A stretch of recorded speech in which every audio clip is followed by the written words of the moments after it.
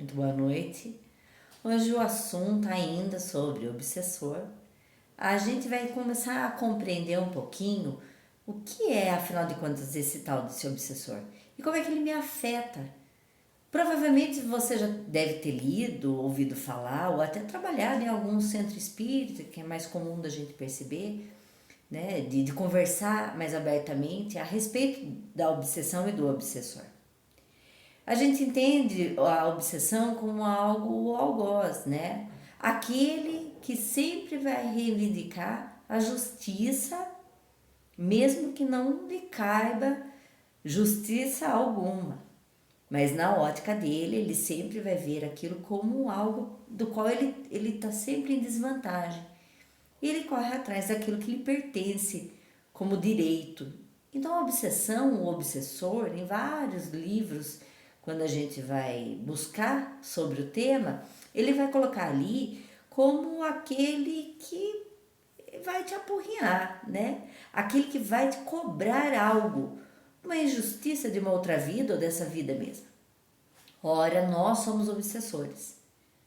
Ora, o outro é obsessor. Depende qual é a trama e qual é a ótica e quem está narrando a problemática. A gente entende por obsessão tudo aquilo que vai fazer mal a alguém, aquilo que nos afeta na rotina de um dia a dia da gente, do que nos tira também da possibilidade de sermos felizes, ou tira a saúde, ou tira a possibilidade de você dar continuidade no seu projeto de reencarnação, ou no seu projeto de evolução espiritual. A gente entende por obsessão tudo aquilo que nos trava. Então coloca-se o obsessor com um peso enorme daquele que nos cobra algo do qual a gente tem dívida.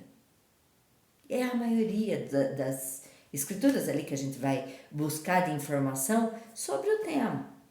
E também entendemos que a obsessão, ora eu sou o obsessor, então eu posso ser um obsessor encarnado de uma pessoa encarnada. Quando eu fico no pé da pessoa, quando eu quero tudo daquela pessoa, eu quero tirar tudo que ela tem. Quando a gente se desentendeu e eu faço de tudo para a vida da outra pessoa, não dá certo. Eu assumo o papel de obsessor. Ora, ao contrário, às vezes a gente se desentendeu e a pessoa faz de tudo para tirar o sossego que você tem. Ele é um obsessor na cena. Não necessariamente, então, nesse caso, a gente vê uma obsessão sendo causada por um desencarnado. Mas também existem os desencarnados, aqueles espíritos que nos cobram algumas coisas das quais a gente nem lembra, não sabe o tamanho da culpa, a gente não tem essa memória, né, reencarnatória. E isso torna mais difícil, porque a gente é cobrado de coisas que a gente também não sabe, mas é cobrado e nos afeta. Nos afeta em saúde, nos afeta em pensamento, que eu acredito que a obsessão por indução de pensamento, ela é uma das mais complexas, porque ela quase enlouquece uma pessoa, né? Mas um obsessor ele pode piorar um quadro de saúde, por exemplo. Quando, ainda que discutido no outro tema, de um vídeo curto anterior a esse, em que a gente fala dos chakras e dos campos de força, quando a gente tem um chakra que ele está em função, em desarmonia, é um ponto fraco e de acesso fácil para um obsessor. Mas ainda a melhor coisa que nos protege de um obsessor é o controle, o autocontrole que André Luiz já ensina como uma ideia de autocontrole, né? De se controlar as emoções, controlar os ímpetos, né? Fazer uma reflexão de qual é a nossa parte de culpa quando a gente atrai um obsessor, porque provavelmente um gatilho foi dado. Então entender os gatilhos que a gente dá. E a gente vai discutir outros vídeos falando sobre esses gatilhos, dos quais fazem ligar esse obsessor com a gente. Moralmente, quanto melhor você estiver moralmente, você cortar as arestas do seu dia a dia, seja honesto com as pessoas, né? Seja carinhoso com as pessoas, seja bondoso, mas bondoso de verdade, né? Caridoso, entregue às vezes Uma coisa da qual, no fundo, você iria contra, mas para evitar uma briga. Ore por ela. Ora pelos seus, para que as coisas deem certo. Seja um contribuinte para fazer as coisas darem certo. Seja uma pessoa de boa índole. Ouça boas músicas. Viva a vida um pouco mais leve, né? Participe de boas leituras. Participe de bons grupos. Olhe as suas amizades. Ajude seus amigos, ajude seus familiares. E aí você vai ver que você começa a afastar um pouco desses obsessores. Porque você começa a edificar a tua alma. Você vibra melhor. Você expande a aura quando você está em projeto de caridade. Então, o obsessor, ele pode estar em tudo. Né? Em todo instante você pode esbarrar com o obsessor. Seu, do outro. Às vezes o obsessor está tentando entrar no teu campo, mas você está atento, você está em vigília. Oração e vigília. Sempre ali. Observa o que você pensa, observa o que você fala. Cuida disso. Não deixa isso tomar conta de você. Diminua tudo aquilo que te diminui, né? Edifica. Então seja útil, diminua a maledicência, né? Cuide mais das coisas. Ajude o outro nesse aspecto e você já vai estar edificando. Porém, entenda que quando um obsessor não pegar você, vai pegar o teu amigo do lado. Ele vai pegar um colega teu de trabalho e ele vai ficar perturbando esse colega de trabalho, por colega de trabalho começar a te empurrinhar. E aí você vai começar a entrar em confusão com uma pessoa que você até queria bem. É assim que um obsessor tenta enganchar a gente.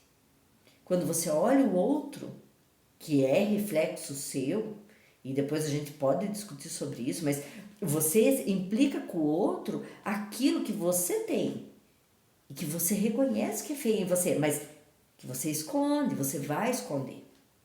E é natural da gente esconder isso.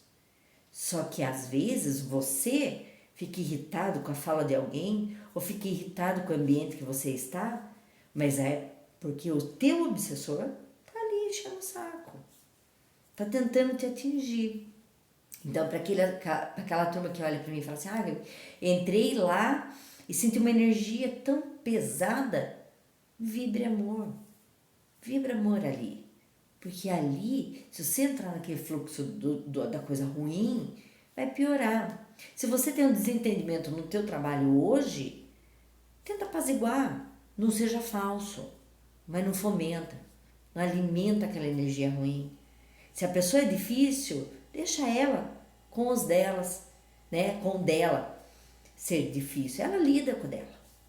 Não aponte, evite assumir a responsabilidade de evolução do outro. Quando você aponta o problema do outro e você quer aquele conflito todo, você assume 50% do problema do outro. Então, apazigua, amenize isso, né? Ao mesmo tempo, olha para você também. Olha o quanto a gente erra. Perdoe o outro, porque a gente não sabe quantas pessoas precisam perdoar a gente. E são inúmeras pessoas que acordam de manhã chateadas com a gente. Então, são visões que a gente começa a ter. Quando a gente falar de obsessor, a gente tem que entender a oferta que a gente faz para se livrar dele. E obsessão, ela é uma palavra bastante abrangente. Porque você pode ser obsessora de alguém e você também não está sabendo.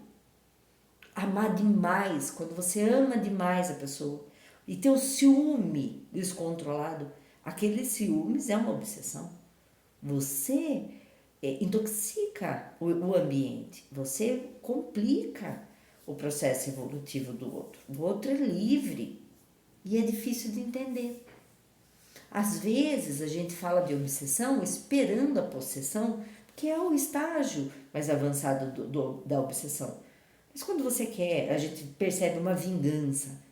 A pessoa fala, estou a vingança, vou fazer justiça. Isso também não é um grau elevado de obsessão, né? Então, quando a gente está em vigília e oração, a gente não quer dizer que não esteja sendo atentado, e vai estar sendo atentado. Só que cada vez que você vigilia e se alimenta de palavras boas e tem contato com coisas boas, você se fortalece. Então, quando vai ver, você contamina o ambiente. Põe uma florzinha em cima da sua mesa, coloque uma florzinha na mesa da pessoa que não gosta. Ajude, dê um bombom, chocolate, ninguém fica bravo com chocolate. As pessoas perdoam quando comem chocolate. Seja gentil, mas seja de coração. Não faça o papel do gentil. Não faça um papel, né? Não execute essa tarefa faz de conta que ela tem um peso horroroso. Mas trabalhe dentro da sua ótica e perceba o quanto o outro sofre. Às vezes você desentendeu com uma pessoa, que acho que o desentendimento é uma ideia bastante comum da gente ver, que nos dias de hoje é mais comum ainda. Mas olha, observa o outro com caridade. Com caridade por quê? Porque às vezes ele está na casa dele e não está fácil. Família, filho, saúde, você não sabe. Tem gente que tem problema de saúde, mas não apresenta. E tem as frustrações da gente. Que dia que a gente acorda que não está frustrado?